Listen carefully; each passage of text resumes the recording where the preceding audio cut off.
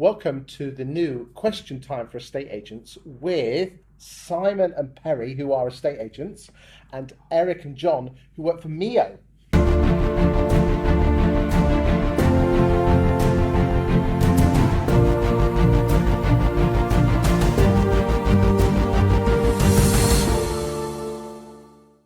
There you go. So welcome, boys. Right. Welcome. What I'd like to do is, just like I'm David Dimbleby, I'd like to, I've got some questions that have been sent in from the audience. So, but they're all a bit nervous behind, so they've asked me. So what I'd like to start with is, what's your view of the housing market in 2019, Simon? Well, I think from where we're seeing things, I think... Whereabouts are you as an agent? We're down in Torquay in South Devon. Okay. And also in Paynton and Brixham, so covering the Torquay area. We're not seeing too much change this year at the moment. We don't seem to be affected quite so much by things that happen in London and the South East. The ripples, by the time they get down to us, tend to be very, very small. Okay. Sometimes by the time they get to us, there's another ripple kicking off and people hear about that and then they don't panic about things. So we don't tend to get is the massive rises, but we also don't tend to get the massive drops as well. So it's a bit more stable. Perry, what's the market like with you at the moment? Different. Okay, go on, what's that mean? It's changed though. I just think because we are in the southeast. Yep. You're in the posh part, aren't you? Yeah. Red Hill. It's near Gatwick, isn't it? nice You're on the area. bombing run to Gatwick, aren't you? Reigate. Reigate. Whereabouts do you boys live, by the way? I'm in Aylesbury and Bucks. Oh, I like that up there. Nice part. Eric? I'm near Swindon. Oh, Swindon. Wiltshire. Oh, yeah, well done. We'll come to you later. Right, go on. Yeah. So it's very much more When a you say localised different, come on, market. what does that mean? Localised market. Okay. There's less London buyers moving into our area, so we were always propped up by London. It's more localised, upsizing, downsizing. Buy-to-let investors have retracted a little bit, so more first-time buyers. It's had a bit of a squeeze on prices, but the world must go on. Do you think there's less landlords out there buying at the moment? What do you think? I think there is. Boys? Yeah, I'd agree with that. There are less, particularly the ones that are looking to expand. There's not many people expanding their portfolios. They're kind of just sitting still, waiting. And if anything, they're trying to sell one or two a year. Say that, yeah. Just slowly offloading drop them off. Yeah. Why do you think that is, Eric? Well, the agents that I'm talking to at the moment, they're seeing a trend where the accidental landlords are now offloading. They've had enough. They're taxed out of profitability and are just offloading. It's too much aggravation. Do you think it's that they're actually being taxed out? Because let's be honest, they've only had really one tax return to do, or do you think it's just panic? Their perception is they're going to lose money. I think it depends whether they're reading the Daily Mail, whether they're talking to agents. If they're talking to the right agent, the agent will be telling them exactly what's going to happen with taxation and explaining that there are negatives as well as positives to owning a buy-to-let property. I mean, I don't know about you chaps, but we've also got the tenant fee ban coming up, which we'll talk about later in question time. But the amount of agents that have put their head in the sand and thinking it was never coming, and then all of a sudden are now running around like headless chickens with weeks to go, cutting costs and basically cut their nose off to spite their face. It's been coming for a couple of years. Why do you think people are like that they put their head in the sand? Stop talking about me like that. Because I've pretty much done that. But why? Well, in fairness, lettings is a very, very small percentage of our revenue. Okay. So it's quite big with you though, isn't it? Yeah, it's a larger percentage, yeah. We'll come to you in a second. Go on. Only last week I said I'd best sit down with our lettings manager and actually go through what we're going to do about it. This was announced 2 years ago, mate. Yeah. I thought you were supposed to be perfect. I'm far from perfect. So why do you think you've been putting it off? I've not been too concerned by it, to be honest. Okay. Because the lettings are such a small amount of if anything, it's such a shame to lose a few. It might be in a month, £1,000 a month of tenant fees. It's hardly going to change the business. Is it going to affect you, Simon?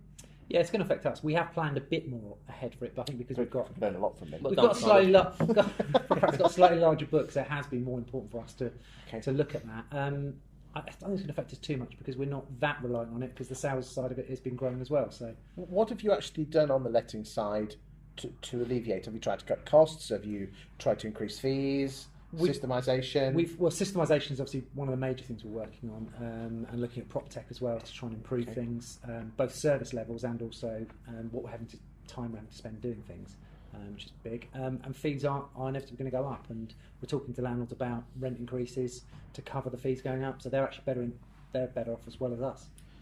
Are you finding that around the country, chaps? Yeah, I mean, what Perry and Simon have said is sort of muted from sort of around my neck of the woods, most definitely. Okay, Eric? Yeah, I haven't got into very many in-depth conversations with regards to agents on lettings, I'm afraid. I'm more focused on sales.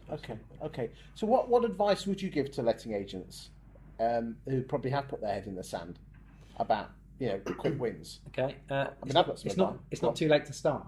Okay. We are. I know we're now 2-3 months away. I think it's a bit longer away than we thought it could have been. I think we were expecting it to be sort of 1st of April, that sort of time. We've got a couple of extra months. That's a bonus as far as I'm concerned, and it's giving people a bit more chance to do things. I think it is about making sure that some of the services you're doing at the moment as a letting agent, including in the managed side, you strip those out and say, well, look, they're extra services. So we can keep the fees at the same or similar level, but we're not going to do some of the things that take a lot more time. They're very specific, and things that we don't think are necessarily productive and useful. Very much so. I mean, interestingly, a lot of my clients, because I have over 100 letting and estate agency clients, they've been on a course that Sally Lawson runs. And basically, she says exactly the same, where if you look at what you do now to what you were doing 5-10 years ago, you're doing twice the amount of job, but for not twice the amount of fee. So basically, what she basically says, in a nutshell, is you write down exactly what you do, extra, and you say you're presently being charged 10%. These are all the extras that we have to do since we took you on board. I can keep you on at 10% and you do all that yourself, or I can charge you 12%. And this is interesting. If you write the letter that they write is an amazing letter, and let's say you sent it to 200 landlords, how much kickback do you think you get from that? We've got the letter ready. Excellent. My daughter, who's our lettings manager, actually went on the Sally Lawson one. Oh, there you go. I didn't know that. And there you go. And we've got the service layer restructure document as well. So we've kind of gone through. So we've gone through all this. The letter's ready. Do you agree? So you agree with everything? Well, you haven't put it into action just yet. Do you like what's seeing? Yeah, we definitely like what it says and what it does. And, Okay. and the principle behind it is definitely right. Whereas a few years ago, we'd be talking fees that were higher for lesser work. The fees have come down. Yes. And also there's more work. So I think for us, we've spoken to a few landlords, tried it out with a few, and we've been surprised by someone who's gone, yeah, that's great. Yeah. It's all about. It's just fear, isn't it? It's fear. We're worried. Sometimes. Why do you think we fear that as human beings? It's just part of our DNA, I think, a lot of the time. And I was talking to Perry earlier, and I don't think enough agents give themselves enough bandwidth to actually step outside of their business and sort of reevaluate and look at what they're doing. They're just very busy, a lot of them, doing the same things that they've always done, and they're not giving themselves the time to actually adjust with the alterations in the market. Is that classic in the business or on the business, isn't it? Definitely. And that's called insanity, isn't it, as well? What, doing the same thing? Expecting different results. Mm-hmm. Yeah. And what's interesting is I won't comment on what you just said because I'm not qualified much to talk about lettings because I've got a big enough lettings business, but I'll be going on a Sally Lawson course for sure. I'll be speaking to her about it because I do want to grow the lettings side of the business, but that strategy is great in my view because we're conditioned as agents to new clients. We need new clients. Forget the ones we've got. We need new clients. Whereas actually the maximisation strategy from your current client base, you'll be surprised that they'll probably only too pleased to pay you more because it's so happy. Also, I mean, the amount of I used to work in a national position for Belvoir, and when you actually started talking to the landlords, the amount of landlords that spread their portfolio between agents. It is surprising. Yeah. We're still finding the odd landlord now and go, oh yeah, by the way, I put this one with this agent because I didn't want to put it all with you. And like, but we give you a good service. And they go, yeah, we give you you give us a good service, but we didn't want to put everything in one basket. And it's amazing. We found that. I stupidly sold our lettings portfolio 4 years ago, which I regret doing, but a big part of an attraction for our model, because we were this kind of hybrid hub model, was that one landlord who owned property in 6, 7, 8, 10 different towns had one team to deal with, and that I inherited a portfolio of 25 properties at the time from one client. Excellent. Mid-tenancy, done a deal where I wouldn't charge them until the tenancy was over. Coming back to these letters, I've been looking at my clients. You get less than 1% of landlords kicking off.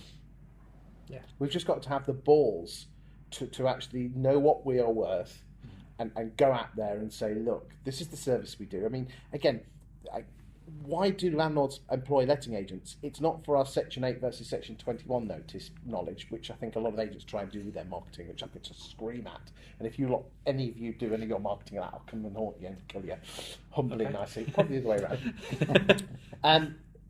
What I'm trying to say is that they're looking for an easy life. They want the money on time. They want a decent tenant with no hassle or stress, and that's what these landlords want. And you know, let's be honest, we all get our phone call, we all get our home insurance through, and it's gone up 50 quid. Did we go shopping round? Yeah, that's not it. Convenience, isn't it? Yeah. We're suckers to convenience and easy life. It's the same reason why people don't swap banks. Apathy. And they don't often swap letting agents. No, they don't. You've kind of got to be very annoyed with the letting Yes, agent. you have. Find something really bad and just fall out of love with them completely to want to switch. And we talk to a lot of landlords who, when I go to see them and they're not happy with their current landlord, I know we're probably not going to get the business straight away. So if I push too hard for it, I might not get it. If I just give them everything they need, give them some advice, leave them to it and say, look, next time you're not happy, you know, if you don't decide to switch now, come back to me next time you're not happy, and then we'll do it. So we get a lot where they're coming back to us 6-12 months down the line. Yeah, because people buy from people, don't they? And I think people don't do stuff for fear of the grass not being greener as well. So same with any sales or lettings, people stick with that. I'm like, but you've been in the market 7 months. What's the problem? What's the worst that can happen?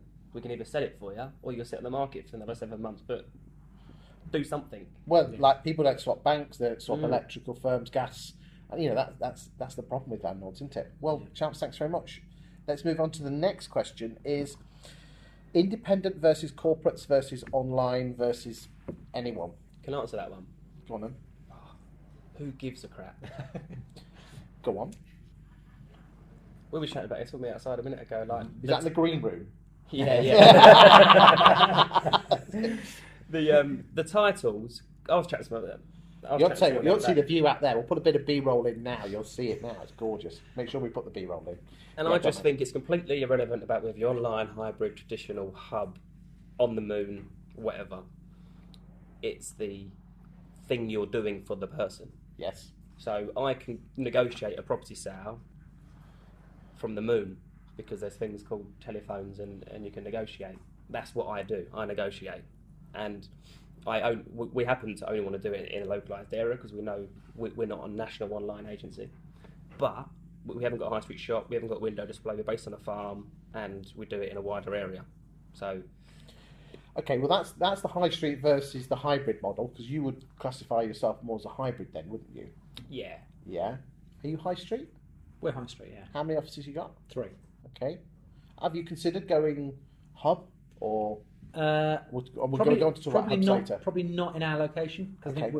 the market we're in, it's an older market. Okay. They're more traditional. We still have a local newspaper. People advertise properties Local in it. newspapers? I know, it's a stunning thing. Crazy. And I think for us, the cost of actually having an office that's outside of the town centre and the cost of having one inside the town centre with a window, there's not a massive difference. We've got to work from somewhere. We might as well have something where people can come in and see us.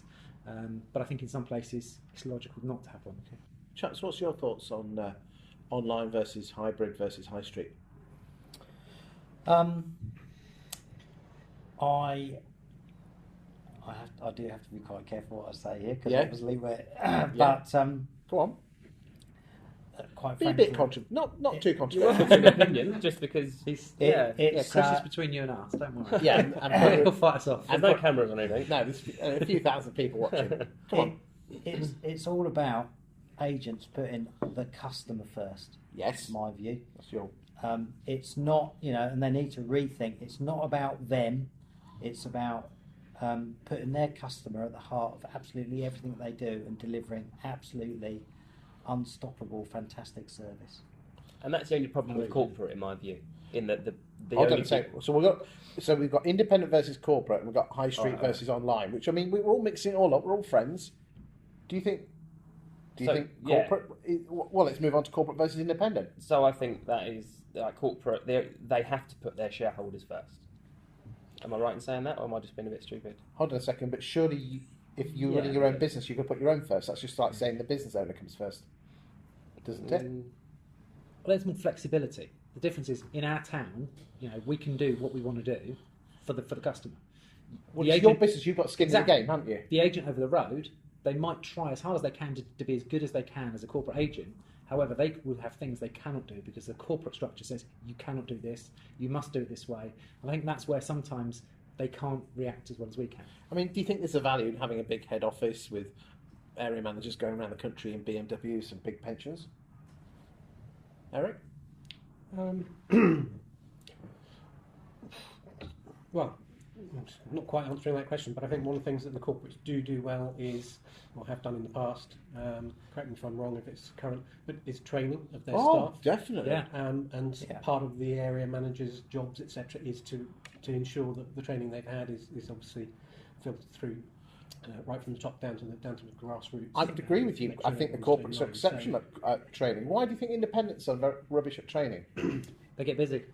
Okay. Simple as that. You know, if you're a corporate, there's a time booked out in the diary, and one of your staff members is going to go off to this training centre, be trained for the day, and it doesn't matter what happens. And they kind of walk away and go, oh, that's what's happening. In independent, someone goes ill, something happens, and things fall by the wayside. Yeah, we try to get our staff trained, and we give them a training budget each year. We tell them what's a good idea to be trained on.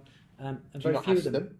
we ask them, we give them suggestions and a budget to do it. And we said, if you come up with any training you want to go on, let us know. If we think it's going to be good for us, we'll do it. Hardly anybody ever comes to us and asks for it. And even when we give them suggestions, they don't then pursue it because they're too busy. That leads on to a whole other discussion as well, yeah. from the employee mentality versus the self-employed mentality, which I'm quite vocal on. But I was going to say something and I've totally forgotten it.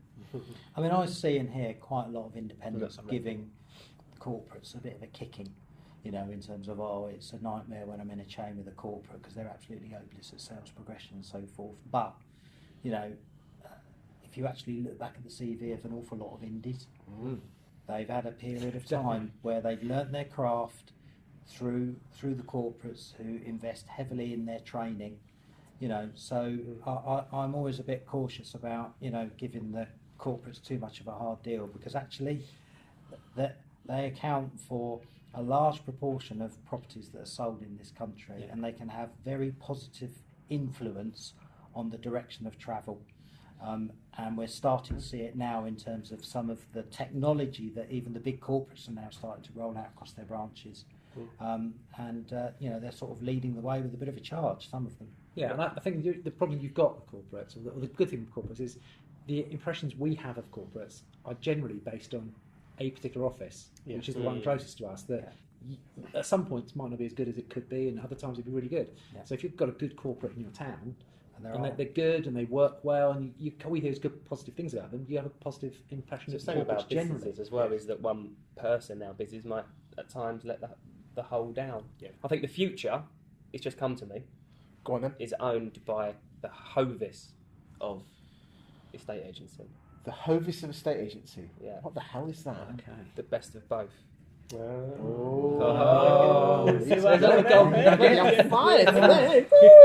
what I mean by that is, I think there can be lessons learned from the nimbleness of small businesses. Back in the bread reference. This is it. It is, yeah. This is, we're talking We'll is make that a a dough reference? Nimble. Yeah. Nimble. Nimble. Of course you do. Yeah. Right. And so the nimbleness, but the structure Yeah. of the corporate, which keeps it less nimble. Does that make sense? Like sometimes the hierarchical structure of politics means you can't implement anything. So keep that. Yeah. Try and find the Hovis. Because it's all about mixing it all together and letting it approved. Should we move on? Anyway, okay, so you're dropping the bread analogies like it's Mother's Pride's going out of action. But let's put some sodding meat on the bones. Let's move over to hub models or broker models or associate models. They're all the bloody same, self-employed model. You do that. We do. Go on then, what does that look like? Have you always done that? No. So what made you Trying to change get that? ahead of the curve, I think, of the entrepreneurial mindset and spirit this country's starting to embrace. That's a good one, wasn't it? Yeah. Genuinely. So when did you start? The business properly. So let's rewind. 2010 in Croydon, business partner, top bloke. 3 years later, separate. Reigate, January 2014. Bedroom, mobile phone, back to square one. That's where we are now. But I'm not in my bedroom. Okay. You're in a farm, which is a very nice farm, by the way. And a butty wagon comes around. It's beautiful sandwiches. Okay, so when did you decide, instead of taking employees on, that you wanted to take on self-employed, in essence, valuers? So for me, it was pretty much born out of a frustration of salespeople not getting off their arse. You can say what you really like. When you say salespeople, we're talking about valuers? Agents. So, same thing? Yeah, I don't believe in the titles of lister, neg, whatever. It's just, I'm a really good agent. Do you need some help? So simplify it. A big part of our model is simplify everything. Okay. But basically a one-man or one-woman neg stroke valuer? Yeah. Yeah. Supported by assistants. Yes. And great tech. Okay. So why do you think people are lazy? Why, look at your staff. You ask them for training and they still don't do it. They're not lazy. Okay. They're busy doing the work. So they've been proactive and they're doing the work. But when it comes to training, it's a bit like the old analogy about sharpening the saw. Yes. You know, how long do you spend actually sawing and how long do you spend sharpening the saw? And my view is you definitely need to sharpen the saw before you use the saw. Because one thing that I've noticed with especially with valuer listers is that they are truly atrocious at business generation. Truly atrocious. Prospecting. Prospecting. My thing. I love Is that because they're pigeonholed into this is my job role and this is what I do? It's almost like the negs are expected to generate them their appraisals, isn't they? They just rock up to the door and hopefully sign it up. How many times have you employed a young whiz kid from one of the corporates who basically is your arch nemesis, and you employ them as an independent agent and they basically sit there like a prized stallion in the corner not doing anything? We all hear those stories all the time. But I think it's the trouble with the... let's not be too out there. No, you can be if you want to be. No, I don't want to come across an arse, but I think it's generally a kind of... With social media getting bigger and bigger as well, like just that hustle and just that... We were saying earlier, weren't we? Ring your great auntie and just see if there's anyone looking to sell. Like, just be proactive. Do you want to know why? Go on. What you tend to find, because I like profiling people, okay, and the vast majority of people who are make good valuers are, if you can imagine, you've got a balance here. One is they're quite outward going, and the other side is they're quite reserved. Where would you put valuers? Outward or reserved? Outward. Yeah. Can we agree with that one? Yeah. The next bit is next question I want to ask you is: are valuers more people, or are they systems people? And a great way to answer that, because everyone says, "Well, I'm a people person," is if you try and persuade someone to do something, do you try and persuade them as a person? Go on, mate, or matey pally. Or this is how you're going to do it, and this is the system, and you're going to do it. So they're either systems orientated or people orientated. So where do you think most valuers are? People orientated or systems orientated? I'm going to go for people. Yeah, I'll go for Yeah. people. I would agree with people. But I think you've also got to have the knowledge of the system and the ability to explain the system. So I think you're more people orientated, but the systems do still. Of course, I mean, don't get me wrong. You can't be just a people person and not the system. But and likewise, I know you two, you are outward going as opposed to reserved. Yet, due to the nature of your role and the roles that you're in, you've gone from more people orientation to more systems orientation. I know you. I can tell by looking at you and talking to you. Yeah. Okay. Agree with that. So you were a valuer to start with, both of you. And, this is why most valuers don't... Well, that's why some great valuers make rubbish branch managers. Because they're great... it's like just because you're a great valuer doesn't make you a great manager, does it?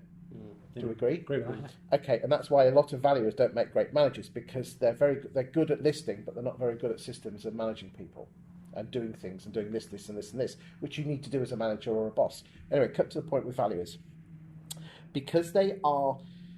outward-going people, they crave acceptance and love of people. They want the acceptance from other people. They want the love.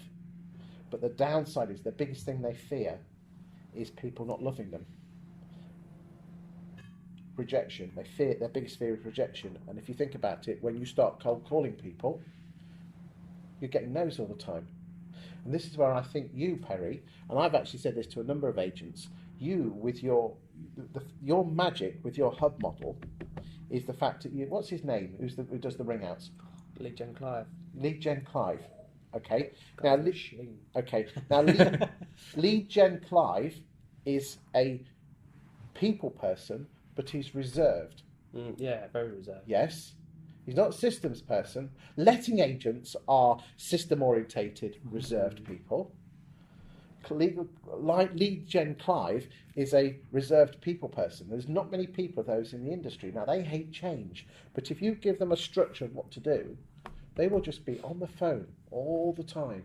Yeah, I mean, I did help him. He's just to labour that a little bit, because I think that is, if you can find that person, and I didn't find Clive, Clive found me, so I can't exactly say I've got the best recruitment process in the world. But the guy's a machine, but he did still want some coaching. He didn't realise he didn't need any coaching, because you just give him a phone and he'll just sit there and not even engage. It's 8 hours straight, not even talk to someone. He don't even eat. Like, he has breakfast and dinner at home. He doesn't eat during the day. And he's just, for example, banked 20 grand this month from a Thompson local cold call list to insolvency practitioners. Cold call. So anyone tells me out there that it's dead and no business out there, I'll just say, come see Clive for a day. Right. Like, it's ridiculous. See, it's interesting. I've been talking. I'm in a very lucky position. I get asked to go and talk to lots of people, and people are asking my opinions on these hubs because they're thinking of setting up. Because I get to talk to lots of interesting people, and everybody's looking for these bloody unicorns, which are great listers who can self-generate. They really are like sodding unicorns. Yeah.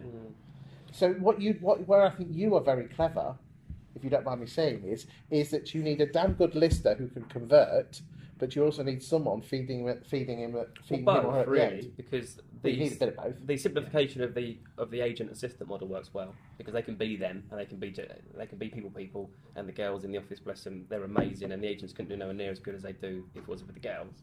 And at the same time, the balance of we've got this 2/3, 1/3 rule. You know, we will do all we can as a business to generate them 2/3 of the appraisals they need, but they still need to bring a third in themselves. They've got to bring in their bit of the bacon as well. Yeah. What's your thoughts? I think it's a great idea. We were looking at how we expand beyond where we are now. Geographically, there's a few locations for us. We've got sea on most sides, so can't really go too far out that way. Opportunity. Opportunity, yeah. Floating city. Yeah, a bit like Dubai. Yeah, something like that, just spread out. But no, I think we've got areas we always can use move that. to. Anyone who's on the southern coast always use the excuse, well, 180% of it's water. Yeah. Go on, sorry. It doesn't help. That's what I'm saying. You've got to go in one direction. Oh, That's all you got to do. Yeah. Into pop group references. But I also think, sorry, carry on. But I think there's places we'd like to go.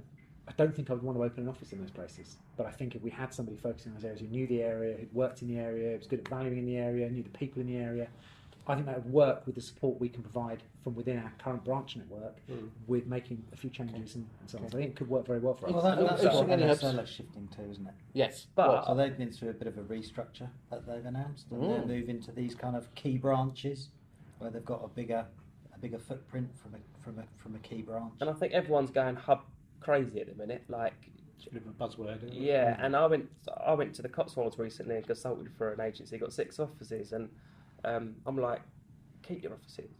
Just because I've got, we've done the hub at the time when it was the right time to start the business like that. You haven't got all of a sudden shut 6 offices when actually they could be working for them very well. And they're quite passionate about keeping their traditional values. Yes. So we're quite a out there kind of business, and we know our client type, and we're not trying to serve everyone. They know their client type, and their client type, like you just said, receive well to 6 offices covering the Cotswolds. I think hubs work well if you're in cities or big towns where you can chop the town up, but not in little baby towns. I'm not sure it would work for you unless, what you've got in Torquay is you've got lots of towns that kind of sit by themselves. Yeah. Yeah. They sort of merge, but also sort of independent. Yeah. Their own identities. Don't Yeah. they? Yeah, but it might work in, say, in Exeter or definitely work in Bristol and your bigger towns where you can chop the town up. Chaps, anything you want to add to this? I think Perry's model, you deliver your business model with great conviction as well, don't you? So you're very self-assured in actually, what you're doing, the sort of path that you've decided to go down with your business, and that's clearly driving results. Rules, I think. I live by rules. So one rule is I don't want employed estate agents. Like, for whatever reason, personally, it's because I want to help them grow. They're all limited companies.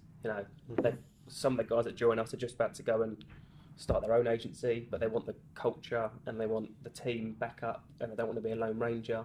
it's all that fine balance of saying to you and I about, we have like Friday prospecting in the office where they all come together. They're not obliged to, they don't have to, they're all self-employed, but because they want that team and bounce off each other. So you're not their boss, but do they see you as almost their leader, or? They do, yeah, and I like that, but I still make it purposely correct them when I hear them say to somebody, you know, yeah, I work for Perry, or I like working for Perry, or say to me, I like working for you. I'm like, take that out of your vocabulary. Like, you work with me. We're trying to do something a bit different, and I don't want to be a boss. We've got some employed girls in the office which are great. You're not the boss. Your missus is. Yeah. As I was saying, some employed girls in the office, one of which is my boss, Tasha, and. Yeah, it seems working. It's got its struggles at the same time as well. Like it's not all rosy all the time. You might have some of the guys want to take 4 weeks holiday all at once, and that's their prerogative. It's their business. Yeah. I mean, if you It's don't, the you bridge. you are up there. Other people that you really do need to, if you are interested in hub models, Sean Newman in the Midlands. He's been doing it now for a good 4 years. He has about 50, 60 self-employed people. Yeah, that works really well. I guess it's always key getting the right people. Of course, it is. You know, Well, the we're a model people can be business, great, aren't we? but if you don't get the right people, it's Yeah. pointless. Those with an entrepreneurial mind. Yeah. But then you've got to go deeper. See, I've done all this. Go deeper. What is the right person? Is it a 200, 300 grand a year beast, or is it someone that lives and breathes the values of the business and might only bring in 70 grand a year or 50 grand a year in fees? It's really, I just find it. My profile is, I've done the profiling test, is the Henry Ford profile. Right. The mechanic, take stuff apart, put it back together. I was like hoping to be Steve Jobs, but I wasn't. That's my secondary profile. But the whole Henry Ford stuff, I love it. I would change something just to see what happens, because I like change and doing stuff differently. But if you're not careful, you might get a bit bored and tinker for tinker's sake, might you not? Probably. Oh, I've definitely done that with a few things and mucked it right up. But that's the fun of it. Do you like putting Tinkering. do you like tinkering? Yeah, changing things, trying things out. That's how you Yeah, but there's a difference between trying things out and just doing it, you know, almost sabotaging it because it's going too well. I've seen that happen. Yeah, I'd say I steer clear of trying to sabotage, but I'll happily No, try. I'll you happily move don't into. know you're doing it. So, Yeah, I you're tell you what, probably right, the yeah. amount of bosses that put their bloody oar in just because everything's going well, just to make them feel loved and wanted. I think years of doing the job and being a boss, I kind of now know when I really should leave things alone. There's things that are happening, and I sometimes go along. How have you learned that? Because I've got in the way and sabotaged so many times. So I have. And I think you do realise you can't micromanage everything. You kind of want to set people up on a path and go, this is how I want it to be done. And you have to leave them to do that a little bit, and then you look back at it again and go, actually, why am I now doing it this way? Tell me why. And sometimes it's better, sometimes it's not. An alternative is stagnation, though, isn't it? Right. Yeah, but it's all or nothing.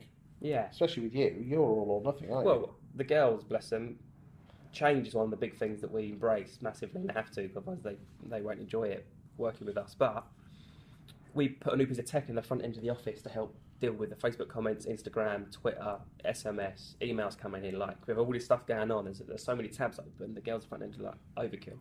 So I found a bit of tech, took me bloody ages, and I think it's what we've been waiting for the last 2 years. They've tried it for 3 weeks and they don't like it. I'm like, cool. All right, let's move on and go back to how it was then. Yeah. So I think stuff like that's important. At least having a go. I mean, Eric, you've been in this agency for many years. Have you, not mentioned any names, have you seen bosses working too much in the business as opposed to on the business? Yeah, I see it all the time. I really do, and sometimes it makes me scream inside because you think, I know you've got a really good business here, but it could be better.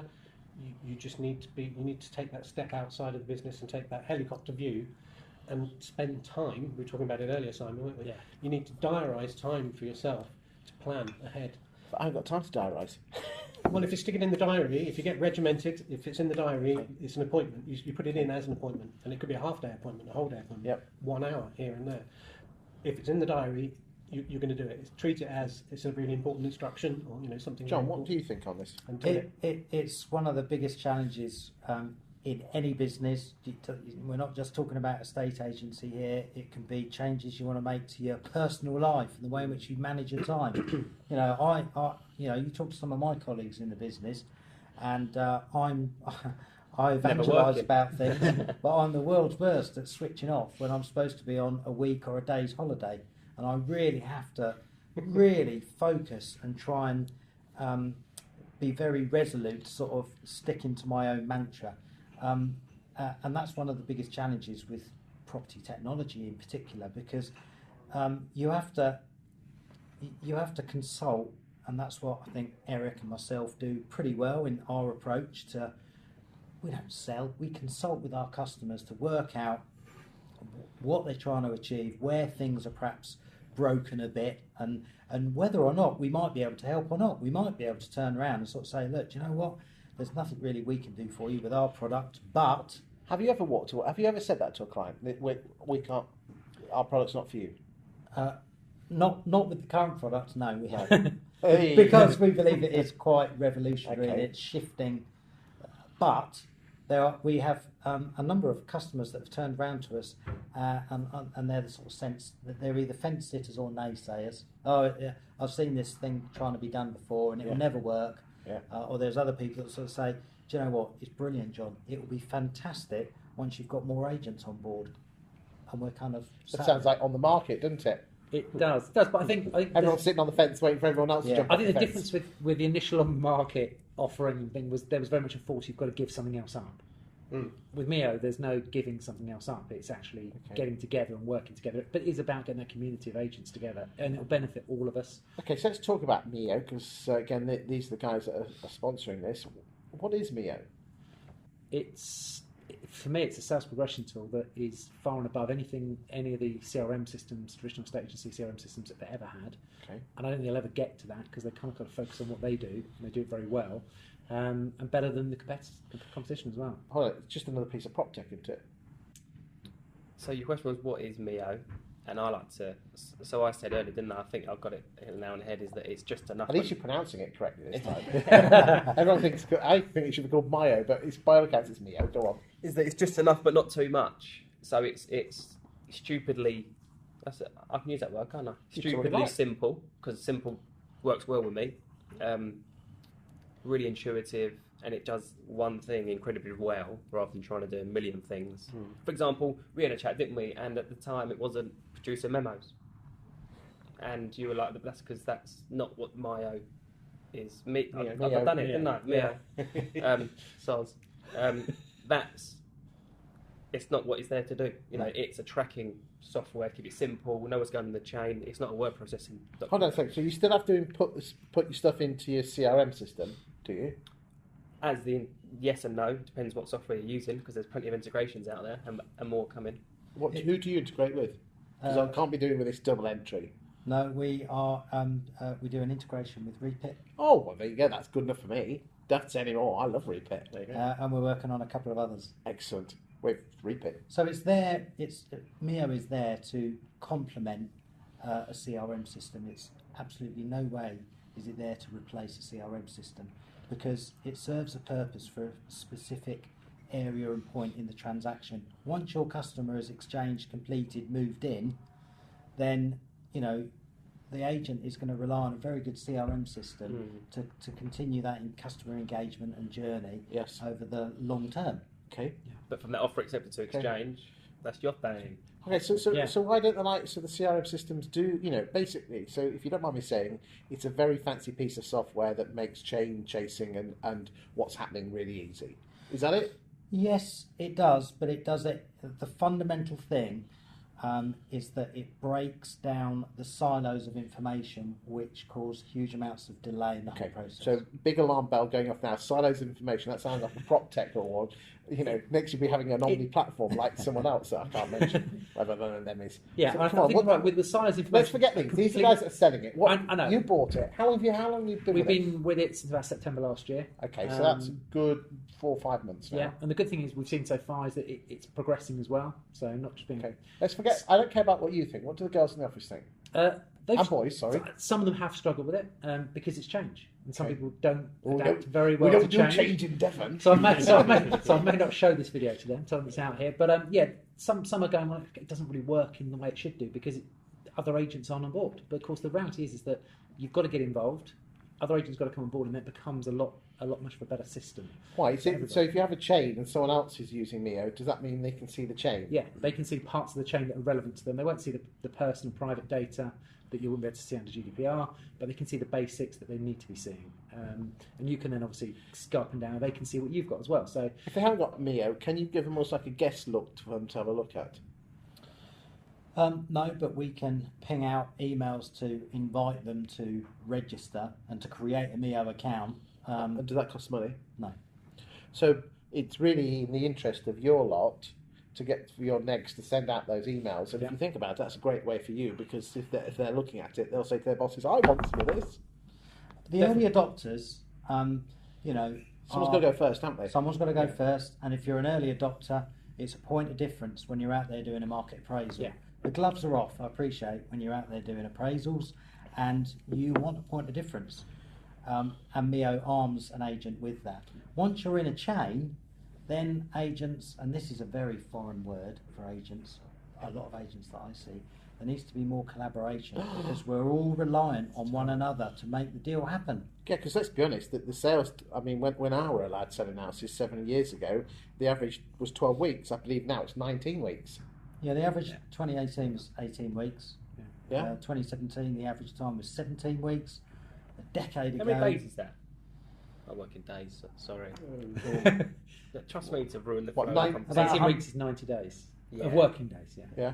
Yeah, It's a long time. And we were on an and 82 wasn't there a days, report by the post office or something that if a property takes longer, for every day after a month that a sale's going through, the chances of it falling through increase tremendously. Oh, yeah. I mean, for me, every day I see something not happening is a greater chance of that sale falling through, and that's from the day, from the moment the offer's been accepted, and we've got all the relevant information, so we can send out the sales memorandums from getting the solicitors instructed. So even doing that sort of thing outside. Fault, I hate to use that word, and the wife will shoot me because I obviously say what's the cause. So let's use the word cause.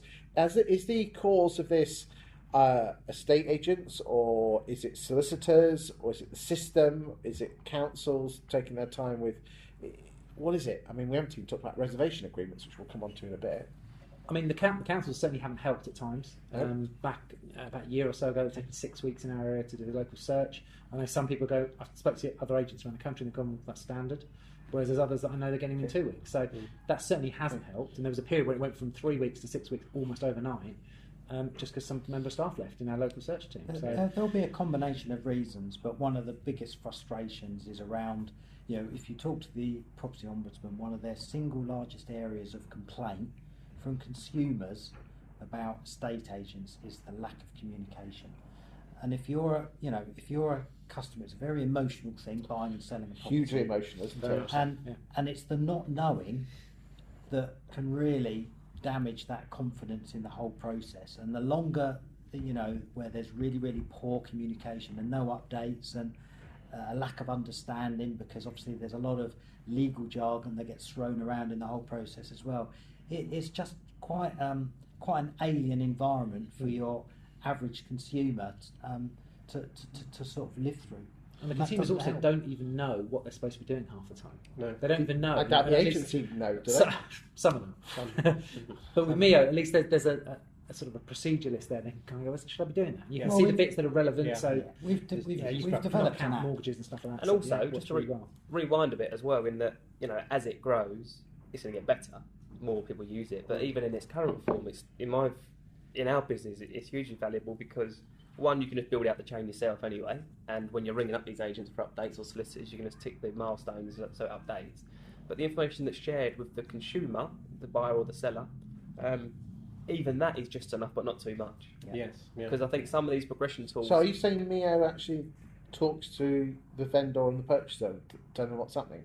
Yes, you can invite them to see the progress. I didn't know that. Yeah. Go on, tell me a bit more about that. But the progress is actually really just enough, but not too much. Like there's 5 milestones per pie.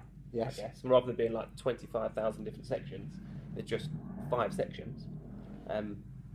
It's really good. It's like a circular progress bar. That's if you it, like. progress bar. Yeah, Yeah. it's like a clock face, 5 sections. There you go. A bit like a Trivial Pursuit pie. There we go. Absolutely, are. that's the Right. analogy. And it's broken down into its sections and from a training point of view, so I've just onboarded a new sales progressor, and for me, all she's got to do really is to, while she's learning the ropes of progression, is to stay in Mio. Yeah. And Mio. Yeah, even. Yeah. just change the name of it, will you? And just follow follow the structure. Yeah, the structure, exactly that. And yes, I'm sure there's a million different things people would want to put more in and less in and take stuff out, but the bones of it are great. You hit the nail on the head earlier. It's simplicity, because it doesn't overcomplicate things. It's fine, because life's complicated enough as it is. It does serve up some guide to the consumer, so it's particularly useful for first-time buyers or home movers who have lost sight of the pain of buying and selling property, because it just it demystifies some of the process, because in plain English it explains to them what happens when the moving parts and roughly how long it's likely to take, so they're forewarned, forearmed, they're less fretful. Do you need the solicitors on board for this? No, we do take data feeds in from solicitors as well. It's to enhance what you're already doing, isn't it? Ultimately, it's to enhance. You'll be doing. What, we still have with them trying to be very tech savvy, but yes, we still have a checklist on paper in a folder per sale, and I can log in to Mio. And in post-production, we'll just change it. All right. Just put like a meow over my mouth. Like a little cat. I can just log in and quickly see that there's 17 milestones outstanding, which is really cool. Hold on, this is good, because I want you to put your boss's hats on now. I'm not a boss. Okay, leader. I don't like that word. Fine, inspirer. I like mentor. I like inspiring people to do better. Okay. Good. Your name's across the door, so you're going to say boss man. All right. We just know that. As bosses, is there almost like you can log on and see exactly what things are falling behind and what needs a shivvy up? Yeah, because that's one of the biggest problems with sales. You can make sure that someone's doing their job. That's really straightforward. So you see they're actually logging in and checking it, and there's a way of seeing when they logged in. Is it really easy? Because let's be honest, most estate agency bosses, if it's not on one page, they don't want to know. It is really easy, and it's also for non-sales progressors. They can actually log in with a message and update something, leave a note and tell somebody something. And even if you're not in the sales progression generally, but you happen to be dealing with something, you've got something to tell, you can upload that as well, and that's quite useful as well. So when I first logged in, I thought, this is a bit light, a bit basic, but the power is in the simplicity. Okay. And the basicness. Is that a word? Basicness of it. Yeah. And it works for you. What difference do you think it's made to your business, Simon? I think it will continue to make a difference to our business. I don't think it's made masses of difference to start with, but I think that's because just basically the staff taking on board, to be fair. But I'm firmly behind it, and I know Perry mentioned earlier about coming with a new bit of tech and somebody didn't like it, you got rid of it after 3 weeks. My view is Mio is not something we can get rid of after 3 weeks. It's got to be something we're going to grow with it, and it will make a difference. And of course, we only started in sort of September, October. Started with new sales rather than backdating them all. So a lot of them are still in progress at the moment. So I think change of a process. It'll be another sort of 3, 6, 9 months is going to show exactly where we're going to go with it. And the big thing for me has always been when I'm researching. Sorry, Eric, was researching the team behind this, the team behind any new tech as well. Because anyone, I've just knocked up a piece of tech for prospecting with a team of, and it didn't cost nobody as much as it should have done, and I'm starting to see why now. But I think you get what you pay for in this world. You do, and it was a little side hustle that I wanted to do, but keep your focus on your sodding business and stop playing with shiny object syndrome. It is for my agents, thank you very much. Just like that. Yeah. All the time. 2.0 coming soon. Golden Avenue. What I'm saying is the team behind Mio. Hey, He's got great pedigree, obviously, big experience in the industry, and that for me is always a telltale sign. We'll be celebrating our 20th year in business this year, and we will have delivered our 20 millionth conveyancing search into the property space this year. And Mio is our first product that we've delivered into the estate agency marketplace. So who is the sister firm behind Mio then? Or the mother firm? TM Group. TM Group. Yeah. And what do they do then? We provide various platforms. So TM Convey is for solicitors to be able to log in and order their conveyancing searches in the process. And you've got TM Connect, which is a panel management solution. And then you've got Mio. So we're starting... Why did you start Mio? Because there was a real need for it. Because we looked at some of the challenges in the whole process. You know, the concept of MIO has been kicking around the four walls in TM for a number of years under various project names, and it was kind of it was dreamed up probably about 6 years ago, but it was probably a little bit ahead of its time. And we're launching it now because actually it's right in the sweet spot of what the market needs to address some of the key outcomes of the call for evidence from the government working group, which basically has looked at all of the professions in the whole process, and we're trying to work out where the problems lie and how we can try and fix the UK housing market. And it kind of all percolates down to sort of three core areas. One is the consumer experience.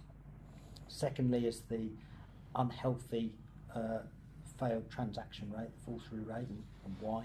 And the other one we touched on earlier, which is on average taking 18 weeks to get from for sale to completion is just ridiculous. Well, I worked out from listing to get the money in the bank on average 8 months.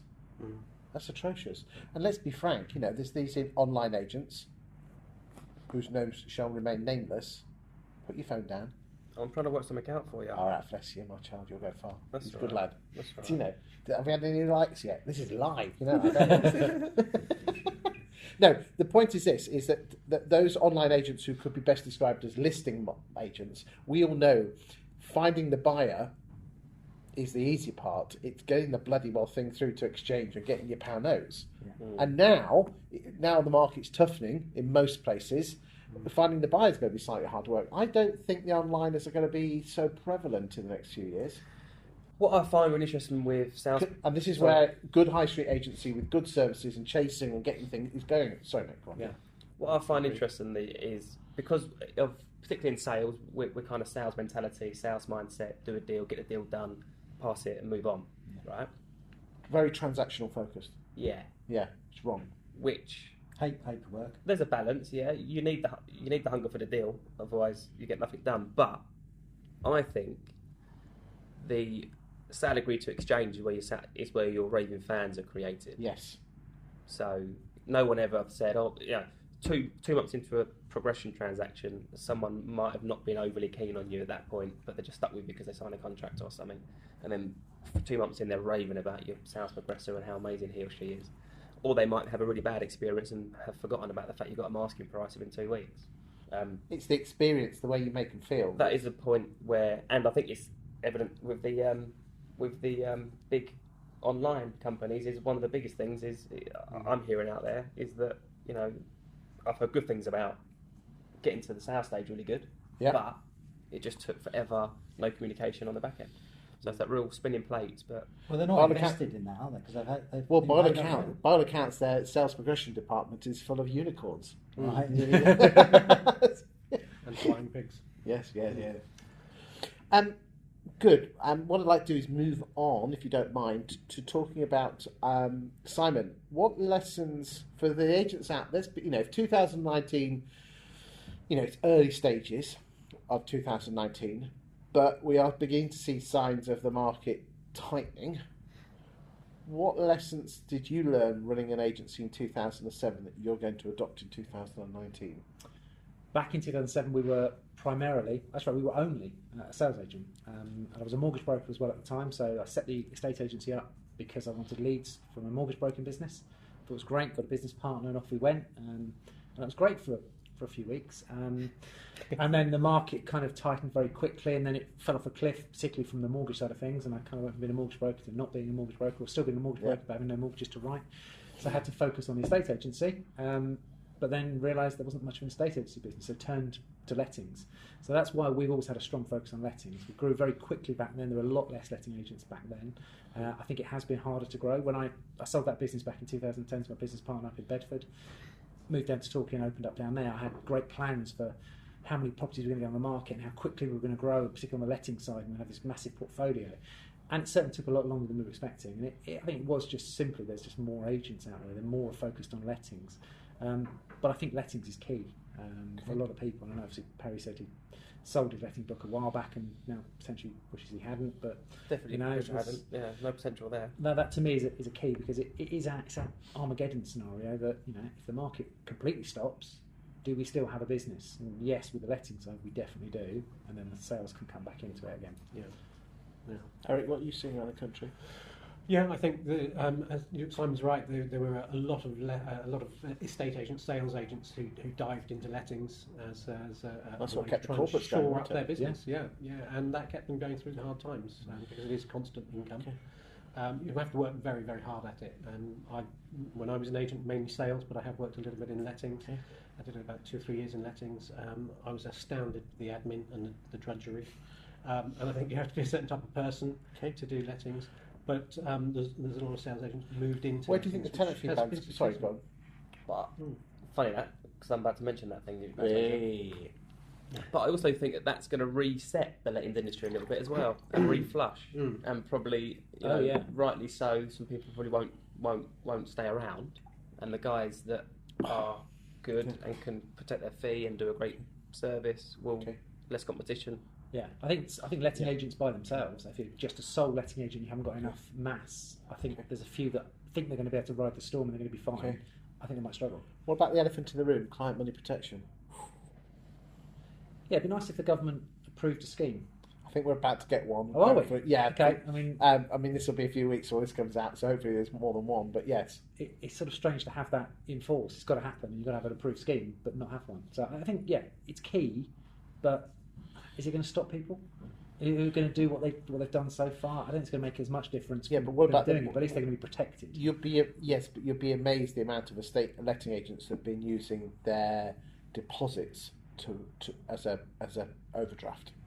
Oh, I'm not at all surprised. Yeah. No, I mean we've seen companies and we've known companies that were sure they have been using that, but well, all I can say is this: in Scotland, when it came in a few years ago, there was a lot of cheap agencies being sold. You know what I mean? So there's some opportunities there. Opportunity. We're seeing the fee ban as more of an opportunity than a threat, really. Okay. Because we think some agents just not going to be able to deal with it. Some agents have focused very much on high tenant fees. Yes. Massive exit fees, massive referencing fees, and all of a sudden they're going to come to the market and realise that they can't charge those. They've got to increase the fee to the landlord, and the service they provide does not equate to the fee that the landlord's paying, because the landlord's not seeing some of the other stuff that's going on because they've been propped up by the tenant fees. Too right. Whereas I think we've had reasonable tenant fees. I still think the tenant fee ban's mad. I read the Arla article the other day, and I read to the end of it, and I just got in. How do we get to this? How do we honestly get to it? There's some twats in London that were basically screwing people, and it's ruined it for the rest of us. That's my understanding. Yeah, my sister and brother-in-law live in Brighton. They're moving out of their rented property at the moment. Exit fees £400 to £600. And I said, well, what's that for? And they went, well, we don't know. And it's between 400 and 600. It's not 400. It's not 600. It's between. Yeah, it's a variable thing. Should have waited till after June. Oh no, sorry, no. It still allows for a year. Yeah. So I think that's the reason. You can see it, and they're moaning at me about tenant fees. And God, I'm glad they're going to be going. I'm thinking, yeah, thanks for that. Yeah. Chaps, anything you want to add to this? No, I mean I don't have a lot of exposure in the letting space, to be honest, because obviously the product that we're marketing is more resi sales. Okay, let's move on to marketing. What are you guys doing, both proactive and reactive, to get yourself more landlords and vendors to use your agency? Simon? A few bits of prop tech, as always. So we're using prospecting software. What does that look like? It basically it's getting addresses of people that are on the market with their agents, yes, and then automating pretty much the process. A bit like a Spectre or something like that. It's funny you should mention that. Yes, so we're using Spectre for that side of things. Love Spectre. That's been a very good service Spectre. for us. Yes. We're about to go live with Hello Again, which is their amazing brand as well. So that's just down to that is a really long-term product, but yeah, but it's not as I say not that Spectre is expensive, but the cost is very low. What tips have you got for people using Spectre? Do it daily. Yes. It's as simple as that. How many letters do you send out? We're sending about 300 letters a month at the moment. Okay. And how many properties are you getting off the back of it? Get a couple a month. Coming back. So do you use their letters or do you use your own? We've taken the basic letters that they set up. We've reworded a lot of them to make it right for us in our market. Yes. We've also designed a separate, effectively a headed paper to go around the letter. Obviously. So it gets pre-printed in exactly what we want, completely different to our actual headed paper, but it's a bit more personal and features a few different things. So there's not so much words, a bit more graphical, I suppose is the best way to look at it. That's good. Well, back to you in a second. What are you doing at the moment, proactive, to get more business? Apart from Lead Gen Clive. Here's the story with Lead Gen Clive. So Lead Gen Clive was too good to be just a lead genner. He's merging to become an agent himself now. So he's crushing it for himself rather than just generating leads for our agents. Because what can sometimes happen is they rely on Lead Gen Clive a bit too much, and like, well, great, my diary's full up, a bit like the lister kind of thing. Although if the lister puts on a Lead Gen Clive, does Lead Gen Clive get a chunk of that? Yeah, so what he's doing, he's still generating because he can't not, but he's just generated 6-7 new builds, but they're kind of from a developer client he's dealing with, and he's passed them to the agents. But surely, let's just say, what percentage of the fee does your agents get to keep? So it kind of staggers up, but the starting one's 30%. They get to keep 30. But surely if they're given something by Clive, that should be lower, shouldn't it? It's a 20-10 split. Clive gets 10, they get 20. But so surely Clive could earn a lot more money just being the machine. No, because he'll earn 90 grand when he gets into the 60%. Well, then he should earn more then. Yeah. Well, if he passes all his clients that he's generating to other agents. Is he good enough to get the clients? Yeah. He's a machine. But so aside from that, a little You plug. need to clone him. We kind of have, I think. We found an outsourced provider who, because I'm massive on, we've never been too massive on letters and touting and direct mail, but we're massive prospectors as a business. Yeah. It's kind of at the heart of me. But to scale that, it's very hard to find the right people. So we had Clive, amazing, prototyped it, was getting loads of appraisals for the agents, and now he's moved to an agent himself. We're using the company called Prospect Engine. You heard them? He's coming to see me on Monday. Ishmael, for a on the sofa chat. Watkin versus ridiculous. Like I'm talking, they pay on success you pay them on success as opposed to like massive monthly retainer. We booked 6 or 7 appraisals already. 2 of them come on the market already. That is really good. His team are good. He really bespoke. Wants to understand your company's terminology. They want to be an extended. We've called them our new client team, because our prospecting team doesn't really sound too well from a client point of view. We're here to prospect you, but they're so good. They really are. Well, that's one thing we've been doing. Son? I met Ishmael at I think the RAN conference. Oh. No, was the RAN, I can't remember. One of the conferences last year. Negotiator. No, negotiate. Oh, So many conferences. there's so many conferences at the end of last year, and it was one that stood out. Loads of money at those conferences. We could spend a ridiculous amount of money. Yes. And he's one that I went, I've got to do that. I haven't done it yet. So that's something I'll do on the train back. I'll perhaps give him a call. And I've just joined the guild, and so I'll be doing there.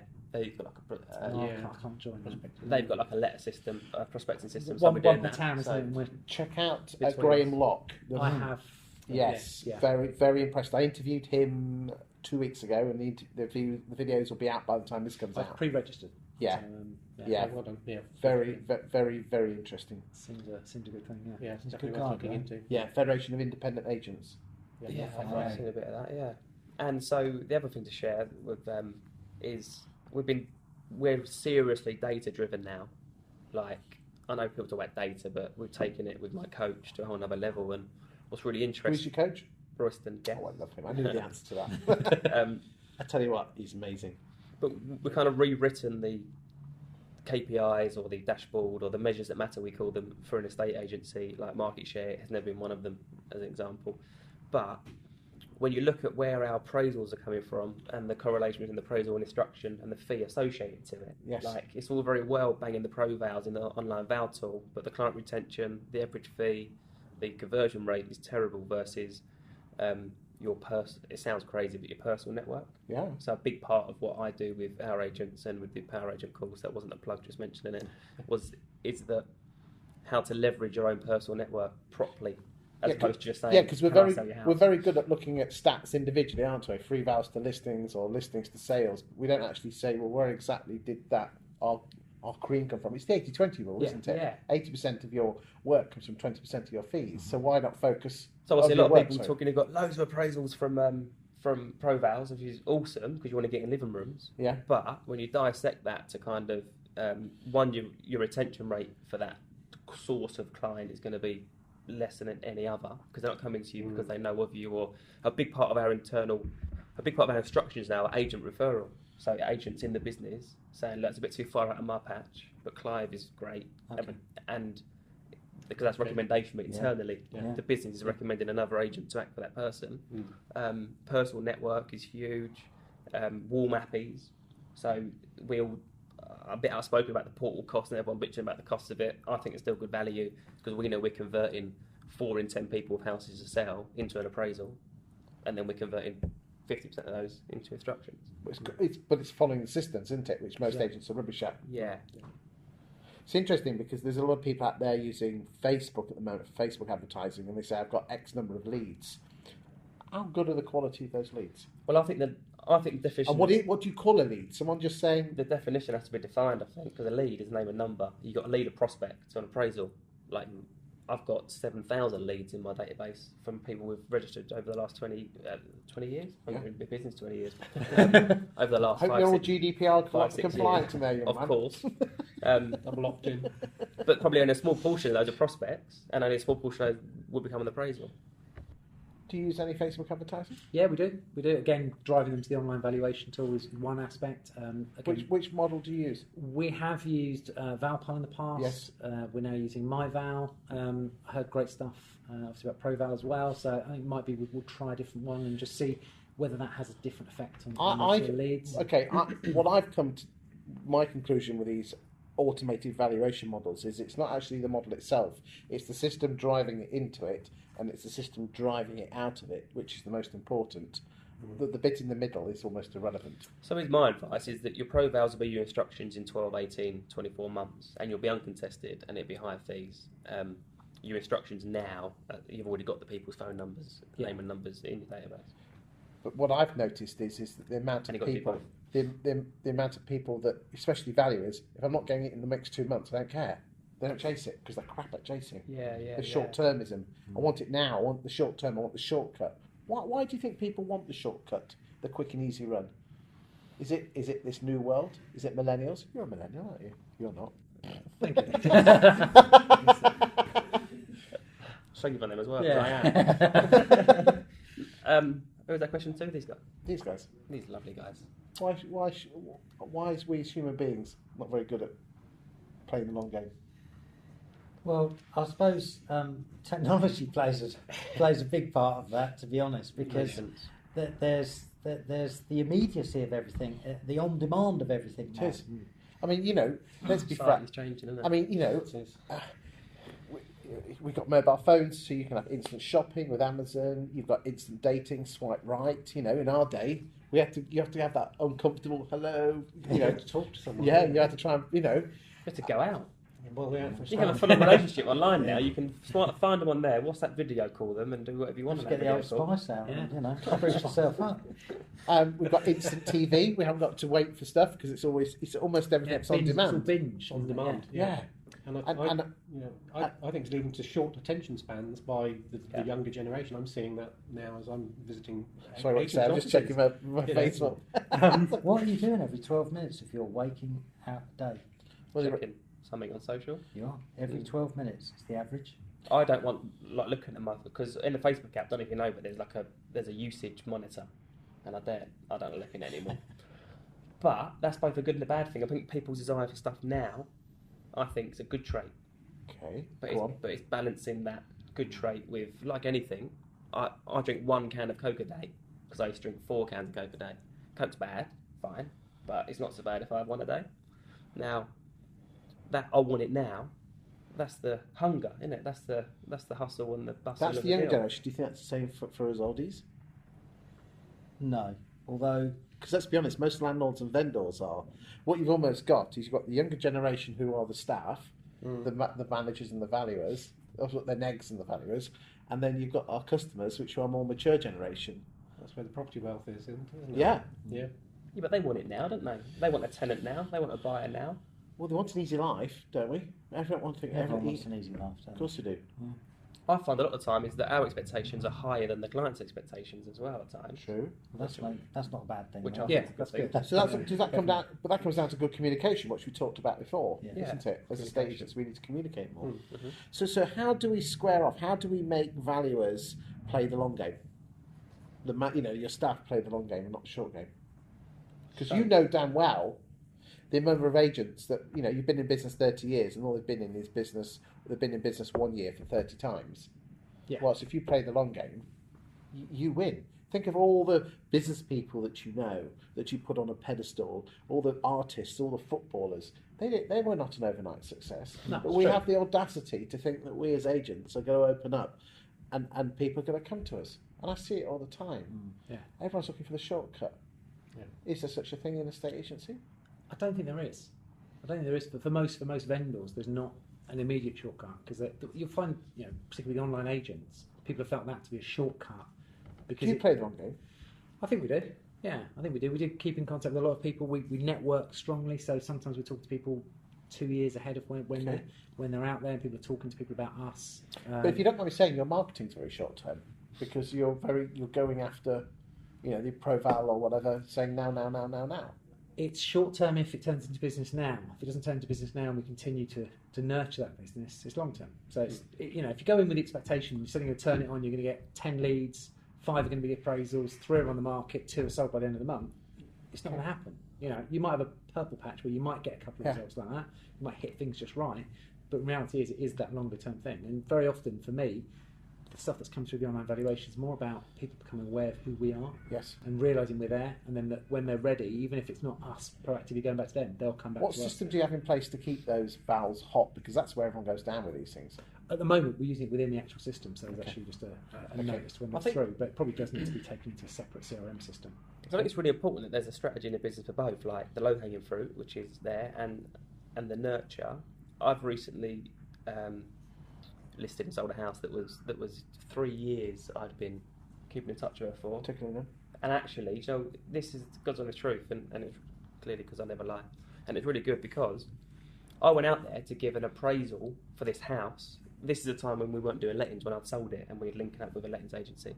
They said, can you go and value this house? Landlord wants to sell. Tenant is thinking of buying it.